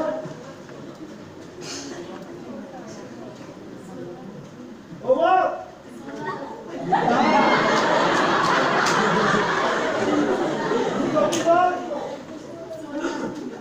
Yeah.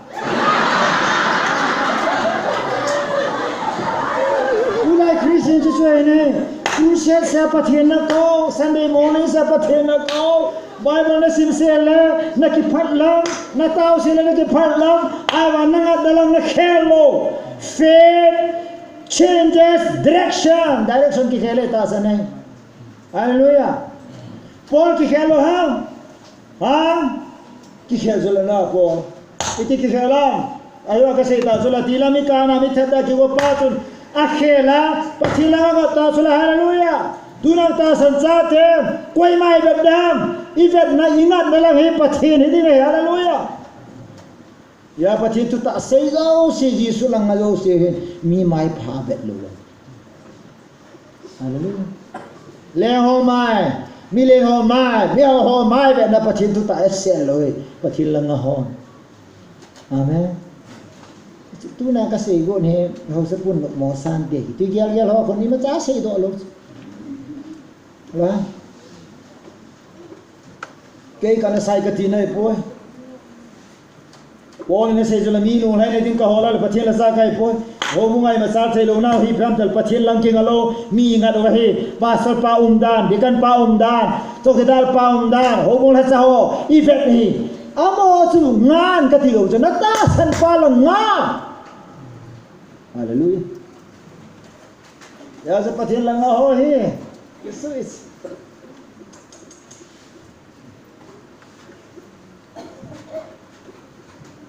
mẹ ông hoa tụi ai là ít vật khu lung hay của là cái đó nông lẩu chứ ba mẹ mày Việt Nam sốt tại bị hà loa vết chỉ lẩu chứ tao này thì mẹ là mày cái khe lẩu ba cái khe lẩu ha ta mày tao à ba là mày tùy đi lẩu ya sa Pathen lam nga Pathen lẩu pi na Pathen na sat na Pathen tha da abo thei na aphat na alung sera ngai lu na het chi na Pathen sa Pathen la nga ge to Pathen na ko na ke do ngai ta lo ni Pathen ta hallelujah change of direction 82 verse F na say ahin 2 point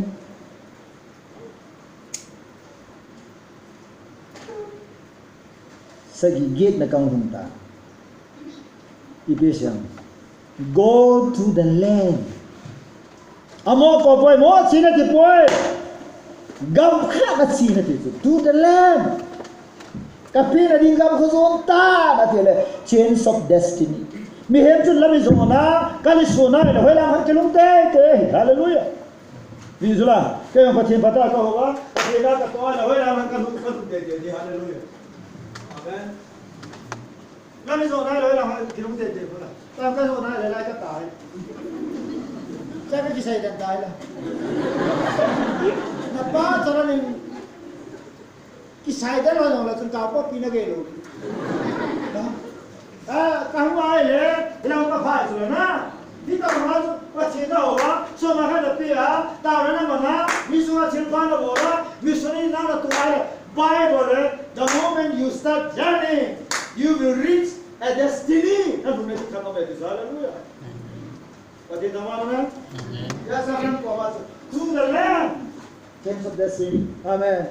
Natasan pa na le, kikimo itang ban kami lutel te dito ito. Pathen lam na ho, Pathen tasan ho tu, kikimo abe na kikimo ngai lo. Natasan yang ngaya le ton, nathum na ding su kanan gamay Pathen tangwa. Direction tun destiny lo te Pathen tangwa no man. Go to the land. I will show you kiti piti na vision, change of vision. Ibola lekha sumchu bonga lunglu na government service boarding a kain sunga ke se lekha simpai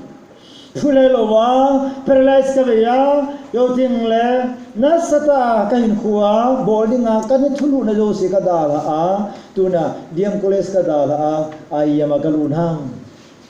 thilkhan nei khele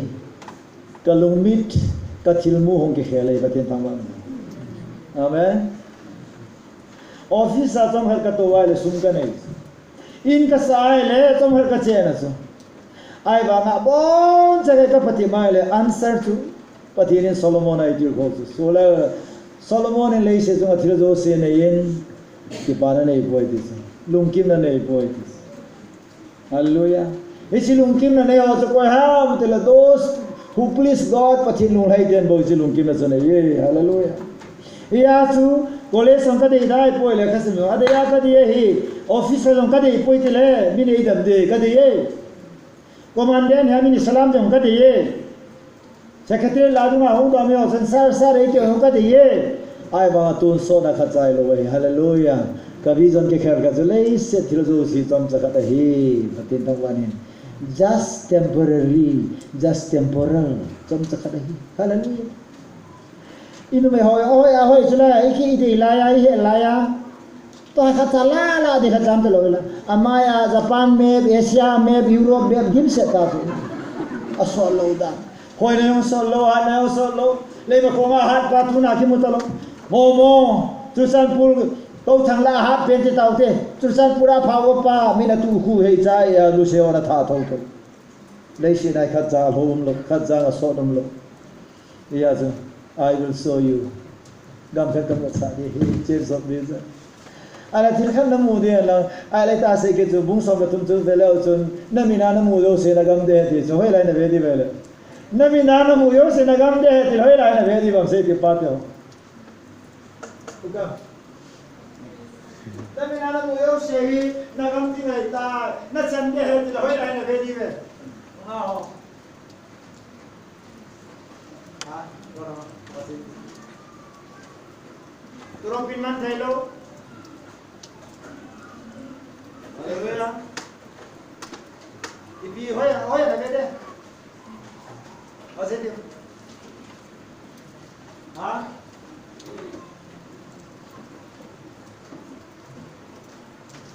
Misal saya kete hoya na kede. Mai lo hoya lo se do. Ha? Nabi ni nam unalo sesu. Nagam diga hi. Dile hoya na bedam kate. Why not? Bana ini nak kalau.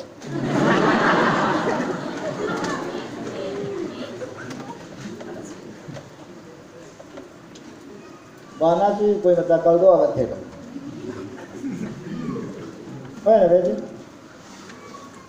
Why not sih?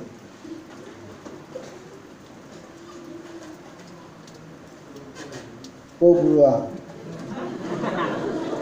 Jingho chinga ji Bible sini de de di pa ko bua kal do di munsa kal ngai su gam len ta mu na hi koi besana ni ba chin gam be poi bin asa pe kal do ha be hallelujah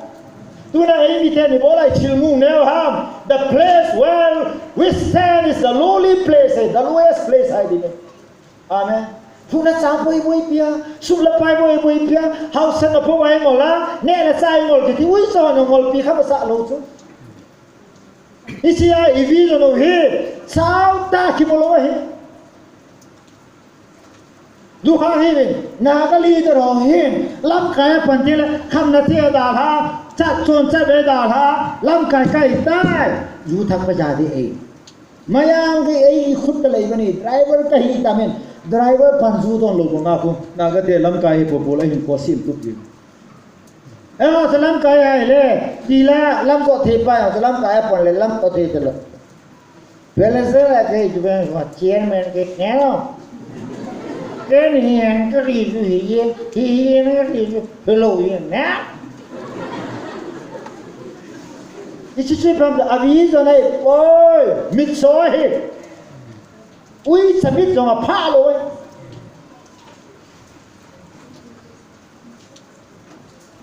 ui sa ho hoi pi mam ne bo sa ho ai pi mam ne bo sa lui rồi live to eat ne dinga hing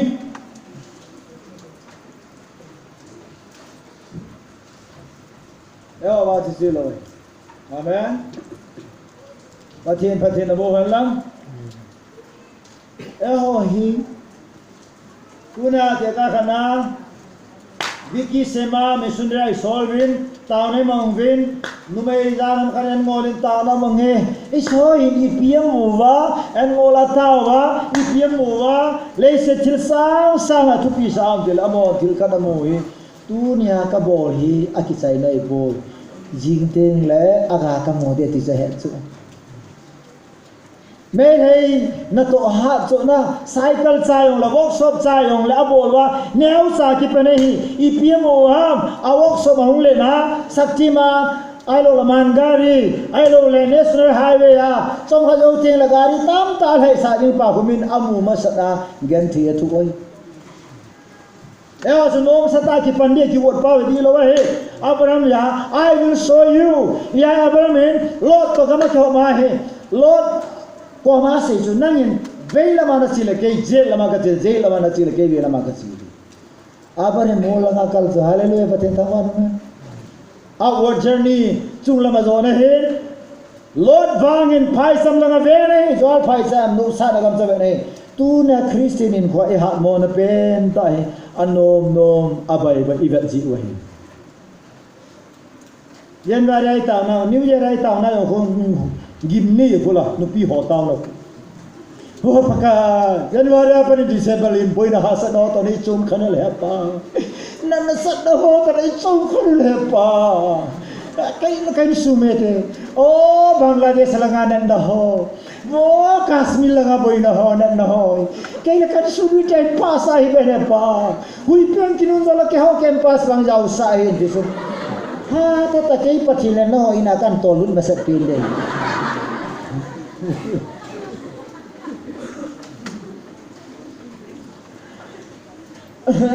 kai Pathen lesson ei pe ka dewa pana hi hasan dangan katua hin anom nang katua pon kathil to yo ko basan no ade lo hin ai bang ka chang nei aba thil khan kamu hi ipam dile aha salol abai ai lo le anu mahin koi basan Pathen mai mo pon Pathen lo bi na kelang pon Pathen hat na jong min na mo pon aha sa zeu tiang la boy ai lo le de yung lo sa chamona he Pathen lo bi nei kelang zo ki mo zo hi Uriya so wang sina kisano he kununga na wang panna dinga he nagen trainer na kano kununga na wang panna dinga he to vai sana kisano kununga na hau na dinga he hallelujah aboy hi pam tile tua thil so na vet pai boy he Bible awang I will show you ken kan vet sadi hoi boy pin na boy pi hoi de hen change of vision na thil vet hi khelen ti nai hallelujah kasi jula ayu aparna tu na ka tu se ya sau pen Sholal topic adi kahin khwa longest sermon longest message I will appoint you making al chi du ka de ne asai na sun Genesis bungtum chang sa tu simlo sun Abraham hin aung ke tol do tan sarja gaman dalata aung ene le more kitimunan pa hen ipia bolam Abraham hin hallelujah mai sama simine hi hallelujah ibola mai sama semham asina dinga ma hepoi Pathenunga hilpoi hoi langa so di tam hepoi ai wangin abarin Pathen alam pia sina dinga hello wangin lam hilpa atasanin lam hepa anein lam hepa azuine he kai khat be chang dil hi chi khalo lungim lo pa kai akham kama Abraham hi ka zui hi choken missionary ka vai kona so niulam le ranei to so Sholal dilia chila chun na chang chila chun ipina thida ta ka changa ka chila kaman nge hidan ala garia chila chun na hena dam ita kha be chang po do khalo phai gam la pin ka pha iso chu nei do hom garia ka chila kaman nge ida dibapur ka pha bana wei la chi train la ka to ka pon ma chal kai pon ka man de ala ban le ngale ala chun la ipiti down de chong chu pha do me ka ti abaleng so la lampia ipipium ta lo kholana direct Delhi so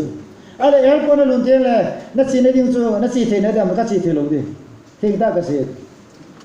ale I lo diu ta na se pi wing ka te Delhi a so khat airport a kun din sa wi ama pa to ka kimoto popol mang lo ding ke hallelujah amen hela ai sa so agame ho ka so ke so phone bol bin ai ho ko wai tai ai so hello pa chi ding ai hello pa ding agam he ngai poi gam he ho ngai nei ya so gam he ho nei nga be tin ku dan sa jam so nei wa ta ken kom we ya chi pa ai taxi ai to sa ben tin ai po pa san isili he dilia chi he chilang zot da he chala he chi ai le lang kil hung hin cho ma cha se ka he kho ngai poi nang na he le nang he nai chi le ki sai ka ti so to ka lo ka sen ngap sa lo chu Delhi ka he na Sholal ipi ka tu no mo ka in chen de ai po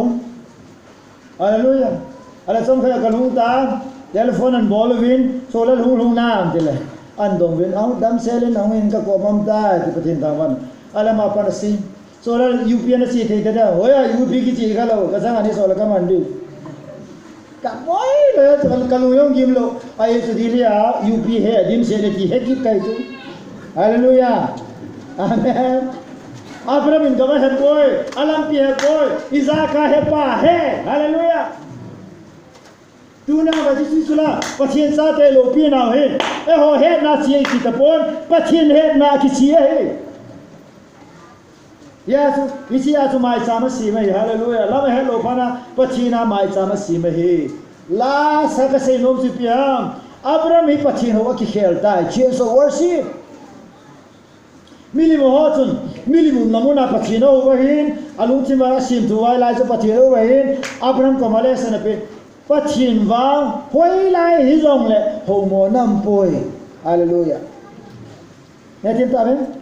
Mobile worship ki khane amasahi place worship mahin avenue worship mahin to awa hai mobile worship chi puma Pathen ho theina ilam zo puma Pathen ho theina chau ti la tu lai he thilo gane worship le action he thakate bayara na chia mejo khan na noi si ko Pathen ho lo ji te si kha jong ho ana ko Pathen ho lo ji Ewan Pathen ho vi temple worship attach sum dalai hello wahi mobile worship is lifestyle ihin dan pai Pathen ho nahi Abraham hilahi hallelujah na che na ka si ding na ka ding na chen na ka chen ding ti pai Pathen su omnipresent hoi lai zo se do Pathen ho the na pai Abraham ahil padahi Pathen bangwan amen Kau nak kau bukan ni som di ketawa, kipar sini sangat ni sona. Nampi dengan an hak tak hak ngol tam tu lang apa tu nak kimu tu te kehadal. Pathen pathata hoi apa Pathen ho wasi dong hai lu. Mi kan ai dong loi pu Pathen ni kinan man mo nga mati su kan kae kan. Ken Pathen ka manai pun Pathen do nei manai jun e mang pa yo anadong tan kat. Itu nama ngomong a secret is I don't know. Itu juga hele. Hallelujah. I masa hello pa he Pathen man he izaka he pa khan aumleh dia phachit nahi. Hallelujah. Utong jang Pathen man ku KIDANG ka sa. Kei ba to lang kana BA ka sai lo ba nga BA ka sim chai di sa nahi. Utong jang ko bar siba nga spelling hele. Niu la me nga BA siba ti. Sama mau sahang santa rubber ken ko kipa ko to ta se la ngai no mama wo ba ma pronunciation to kit side in besiba ala ni ulam le no jun a besiba boi piba atu se tuipa apapa zo boi pi kilo ne ya matsalo be on Pathen man the ne so Pathen hi la ya lalu ya jo Abraham no se mobile worship gang selling out impact of change sing katin chai tan ka this wang sa point se kapi de hin explanation daw ta lo du number 1 chang chum na chun Abraham lang man nei ta sana hi chan gya he ka hin nin zuya hi chan gya he ka se zo si ta po na bo le ta ji chun Kita suka say mo mong kasi holo si na bulit na lai kan chang tum na chini se ne nang ma ahita se aye chu chang ni na aye chu ke man nang ma nam len ta kasim do a pathe ka bu ding tilai ta kasi the great nation is raised me mi ta sanane til inamu hi Pathen len ta do me Pathen e chu ta san cha te chunga akitim nahi no more itikisayam neona itikisayam neona pai Pathen na palta lo len na pai Pathen ta sansa te ngai koi pisawa hi Pathen thawa no me iku beangte apres ta te ina nei ko khela ta sana ta uma ka sebana ki khel na pai ta sana ta na ki khela le nahin khwa koi mana mu ne ta lo de na le tho de tham khat ja I will make you great. Kalit sari nahi. Abana chun min channa famous. Alula fame. Min channa ni yo si sangai pui so pite ho. Pathen na pi hi amen. Koi wa pe ham. Those who believe atas no pi hi hallelujah. lấy sự chunga các kỳ sát bên này Sholal min sĩ đây cái ít bên này Sholal cái gì pastor Sholal cái gì min hi cái ít bên này mi tam ta numeya min siêu men suma min siêu men alor kita lo na min siêu men Zolana la min siêu men hi ai cái nam sunga cái pin tha na pana cái ki vui chan ge ai Sholal min kiti set sa lo di kiti aye so Pathenin ade min thanna ti impact ai hallelujah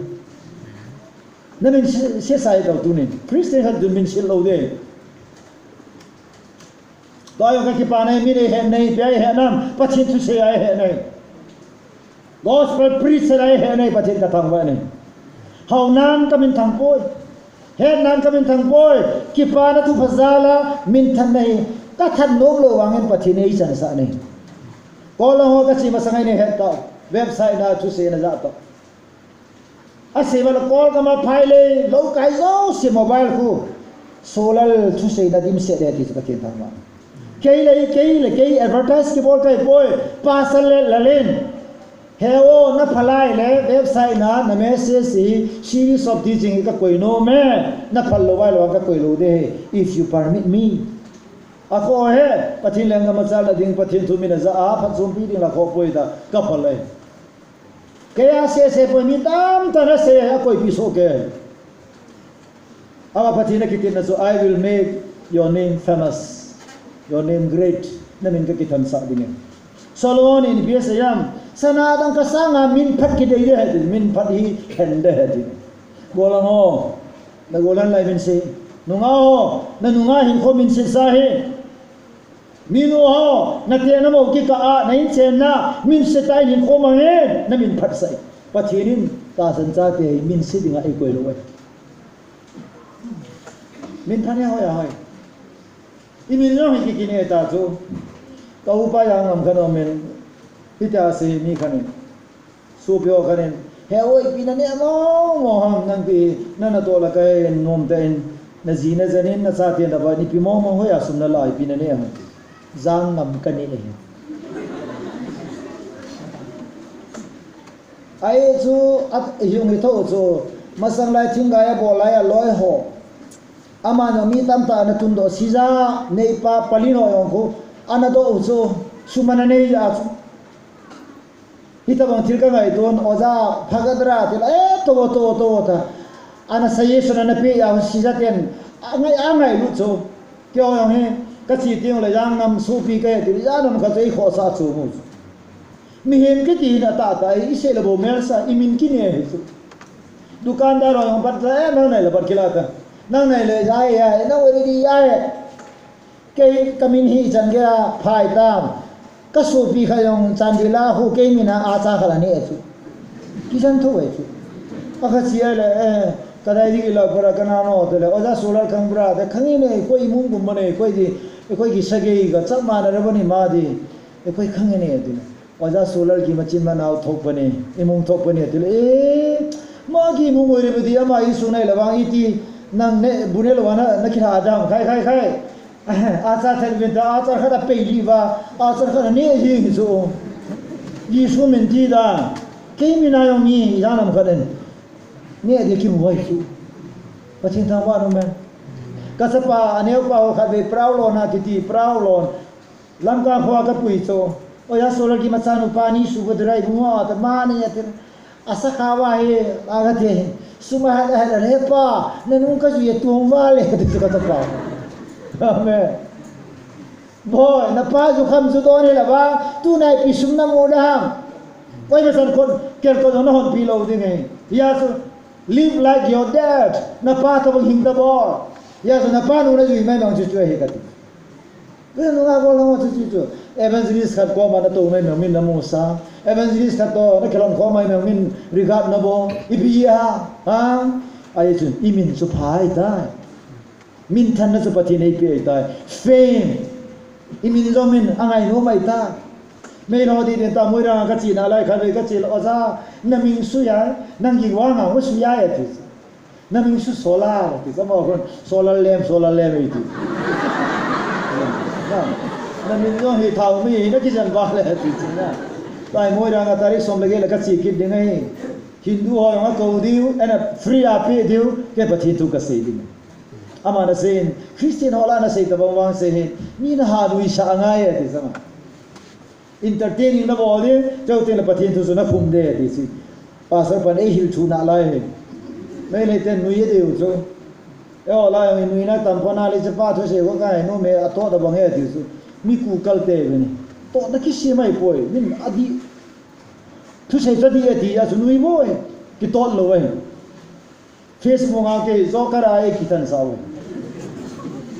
ko ka sa lo ka don ko lo we chang ka don ko lo we because they don't know what I'm doing ipi ka sa ipi ko wala he po we ipi ami ka nui sa mi bola aka kalami ka nui sa ham aji pakai na he na isol pa ama na he po we no he kho nga he ta reply on ka bol we mi tam tan feedback bolin mi ni chan ge na de ma chu clarify bolin din I do not need I need not to defend myself ke defend ka ki bol ngai pun let him defend me ama ne defend na de pakai ai lo ye ba he chip tao chu la evangelist Paokhokai to ko ko nan reply u le chip ta kata na min jong hi su se hi ben imen se no nga hi hin sa nga ki thi do pha hi ichi chen che pa la ma na bel gu pa ki to ta sa na ma la battery gu pa cycle gu pa ki than sa so ki ma thi do so phai nga achai na hita si Pathen na bo te Pathen ka bo ding na gau sab de ti hi piam te le security ti na hai security Pathen ka bet na le Pathen ka thangwa dan he ta sansa te hi a security hi koi ma changan se pon Pathen ma ba security hi Pathen thangwa no I ko bang te hallelujah ya he David leng pain sam som ni la thuma pakai so kyang hoi chinai ching pan ke na sam loading ka hi security nei da chu hi pakai nei dim pi nai pakai nei pan pi nai pakai nei ba nai pakai nei supply nai kal ha sam lo de he ti su lasa useful for all people sona mi zo sinam zo sinagala pathe ka bu de hi Pathen ta ba in khoi patata aki khel ding le su pite ho thu ki se yan lang la ki sa yong le in khoi mi tam tan phachom pina nei jing ilaya no nga gol ho nang din do wala na sa wa na nu na pa te na ve na mi ho tu lai no nga golang drag ne a chave ho gel ding e lai no nga gol ho ta ka cha he le o ti mai mai sa phai ta che lo ha tu na ilaya hong ding do worship bi bola no nga gol ho bong chu ke ya nu pa he lang kamik hilo jin dis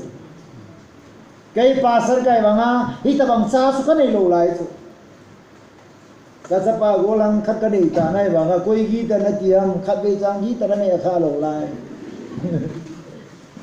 kai phata counseling ka bola he pa don't try to make me change into yourself nang ani sim gu nam I am permanent ki chai be you cái bao mình cái số là này số sao cũng anh là lăng cái là cái sát thế mà KIDANG hình cái mình KIDANG cái mi KIDANG ba tuần chắc KIDANG số là cái bớt số đó amen anh em ba cái gì là asai là có lắm cái gì kia đấy neo pa nè cái này nó don cái don thì neo lại aloe vera cái này là khana này cái bộ Dia nga sa po yo se ko ma preaching a bola achunga khuna nga ma tauna man chai na dam na awam tile sa pong khana nu hi hospital a dam lo hi akap ta ne he pa ke yong pachini mang pantai thu ka se la mi khana ka be thi ai so ka khola le anu dam lo ya cha ha sia ka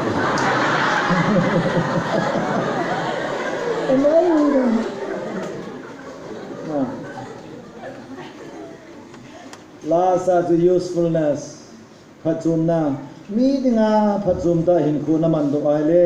Christian HINKHO achu mi wang phachom no ne hi e tuni jan phan ai si ho mi mi na ka ki no be se ya akida la mo mentin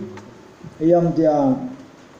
na dau lambe sakiti kholu na dau kha yong le so chu sumeludin apoi ni se howang chu sumelovin kibok jinudin Christian kwa na satai machal pi na dingwin pathin langam ikhelin na wa na cha pi na dingwin pathin ni bon sa re thu pathe bo pi kitam Amen.